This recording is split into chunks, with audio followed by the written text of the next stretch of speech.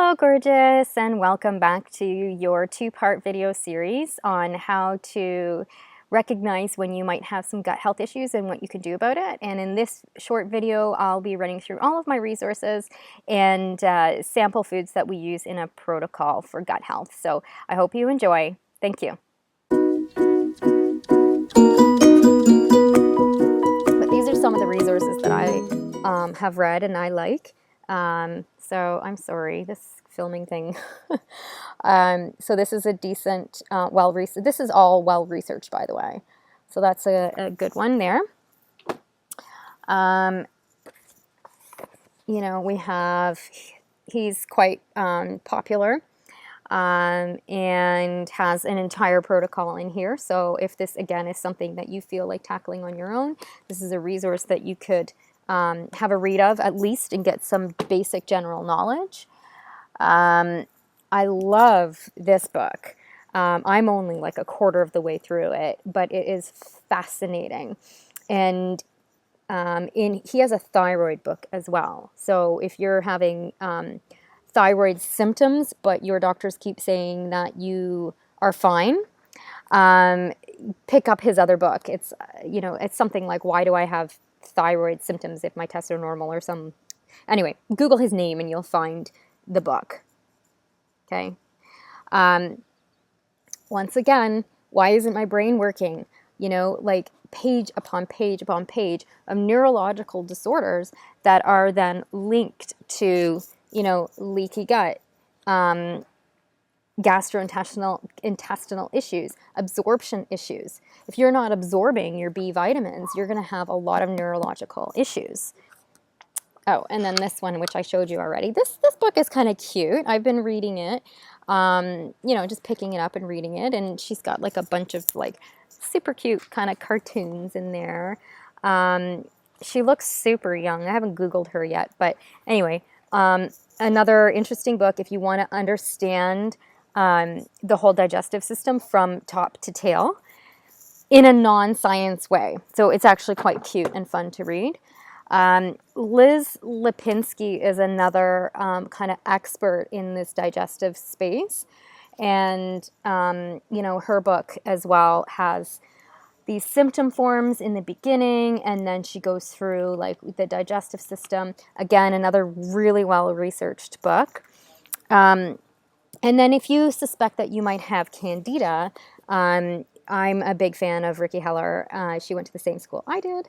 And, you know, I like her book because she's, when it comes to candida, like if you start Googling that shit, then your head's going to explode because it's like, oh, you can't eat anything ever for the rest of your life. And I don't adhere to that principle. And neither does she. And in this book, she has like a ton of recipes. And I've actually used this book as a guide with my candida clients because it's easy, like it's done for you, right? Like she's got all these recipes in here. So now my clients don't have to go searching all over the internet for recipes that don't have sugar in them and that are gonna, you know, support their condition as best as possible. So that's another good one. So that's the one. And she's Canadian. Yay. Go Canada. So, you know, and then in terms of like a protocol, there would be an element of removing certain foods from your diet. So that would include maybe anything that you're feeling that you know when you eat it, it's giving you a reaction, right? So like if you know for sure that when you eat gluten, you feel like shit, gluten's got to come out for a little while until we kind of start to balance things back out again, right? Dairy, same thing. And with dairy, it's not an allergy. It's a lack of the good bacteria to be able to produce the enzyme to digest the milk or the dairy. So, you know, again, it all comes back down to that gut bacteria balance and making sure that you're getting you know, things like probiotics and foods that have probiotics in them and prebiotics. You know, probiotic foods is like sauerkraut, kimchi, kefir, even kombucha. You know, those are all, and tempeh, miso, those are all foods that have probiotics, naturally occurring probiotics in them. And excuse me, when you're taking those, or sorry, you're eating those in combination with taking a probiotic, what you're doing is you're helping your body recolonize itself. So when you're taking probiotics externally, they're not recolonizing for you. They're not like depositing their bacteria in your gut and there it is. What they're doing is giving your existing bacteria, good bacteria, an opportunity to be able to proliferate and overcome the bad bacteria that has like caused all of these symptoms that are going on in your body. And like prebiotic foods also include, Jerusalem artichokes, jicama, dandelion. What else have I got here? Cabbage, bananas.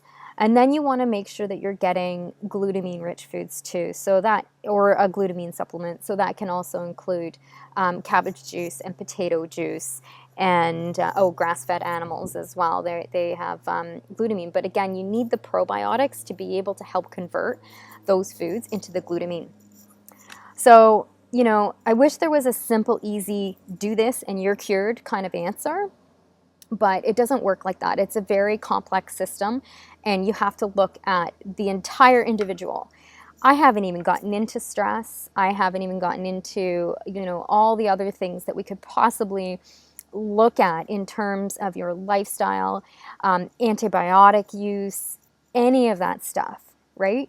There's a lot, like how you're chewing your food.